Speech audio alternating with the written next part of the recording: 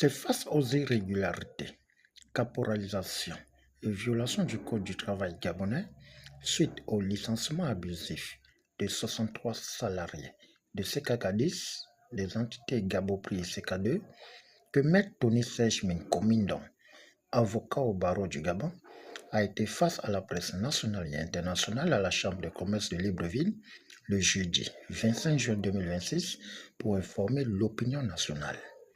C'est 63 familles gabonaises qui demandent à rentrer dans leurs droits véritables parce qu'ils estiment que la mesure de licenciement pour motif d'ordre économique que ces familles ont subi n'est pas juste, n'est pas légale, n'est pas régulière.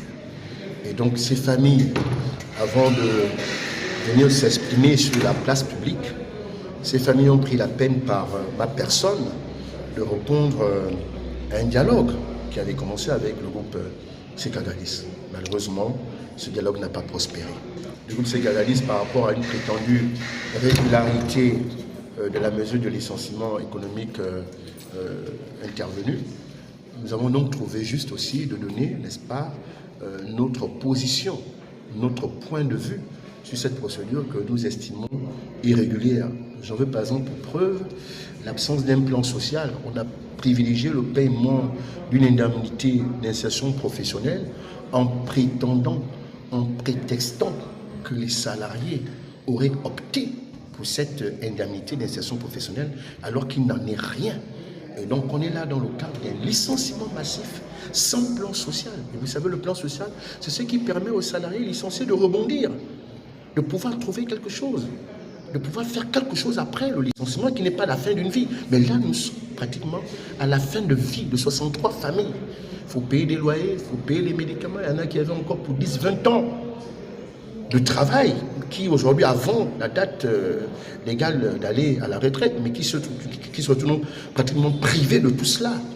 Et c'est pourquoi nous disons que nous allons saisir les juridictions compétentes pour faire cesser cela, parce qu'il y a aussi autre chose, c'est que cette procédure de licenciement intervient entre la direction générale et nos représentants. J'entends par là les délégués du personnel, les délégués syndicaux, qui sont des mandataires, donc qui reçoivent les instructions de leur mandat, c'est-à-dire des salariés. Mais dans le cadre de cette procédure, aucun salarié n'a été informé de quoi que ce soit. Et le groupe CK10 nous dit que ce n'est pas sa faute si les représentants du personnel et les délégués syndicaux n'ont pas informé les salariés. Mais comment vous pouvez licencier les gens sans prendre la peine de vérifier que ceux qui parlent avec vous là sont véritablement dans la vérité, ceux qui sont allés voir les salariés pour obtenir, n'est-ce pas, leur point de vue. Rien n'a été fait dans ce sens. C'est pourquoi, lorsqu'on dit que dans les notifications de licenciement, que les salariés ont opté pour une indemnité d'insertion professionnelle, c'est un mensonge. Parce que ça n'a jamais fait l'objet d'un quelconque débat, ni même un plan social. Donc c'est grave. Vous savez, le ministère du Travail, c'est l'autorité administrative compétente, la tutelle.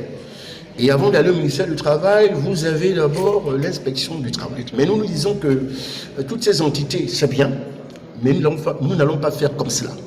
Nous mettrons d'abord en cause les engagements pris par nos représentants sans notre aval.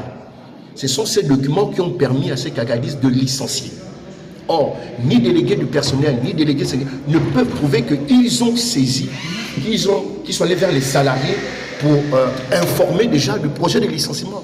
Les gens, du coup, le licenciement, le jour même de leur notification. Voilà, mais parce que c'est quelque chose qui me tient quand même à cœur, c'est un dossier qui, en raison de la précarité dans laquelle, n'est-ce pas, se retrouvent aujourd'hui toutes ces familles gabonaises, voilà, on a quand même un peu d'émotion par rapport à cela.